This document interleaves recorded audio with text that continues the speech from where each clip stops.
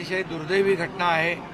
पंढरपूरला अनेक लोक 10-10, 15-15, 20-20 वेळा हे वारी एकत्र करणारे लोक आहेत वारकरी, आणि असा वारकऱ्यांचा झालेला अपघात दुर्दैवी दुःखद आहे।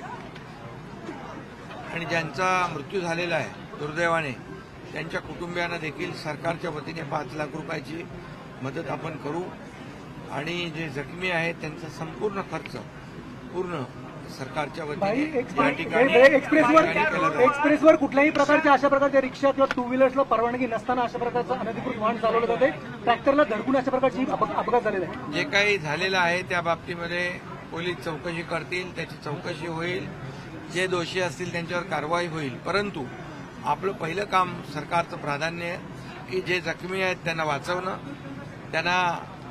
त्यांचा जीव वाचवणं, त्यांच्यावर सर्व प्रकारचे उपचार जे आवश्यक आहेत ते करणं, याला आम्ही प्राधान्य देतोय, प्राथमिकता देतोय। आणि ज्यांनी हे चौकशीमध्ये जे काही तपासात जे येईल त्याप्रमाणे पुढची कारवाई होईल।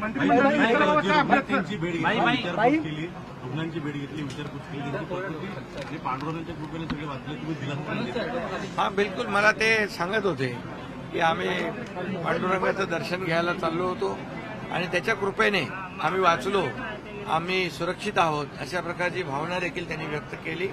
आणि हे सर्व वारकरी आहेत, पांडुरंगाचं नामस्मरण करायला निघाले होते।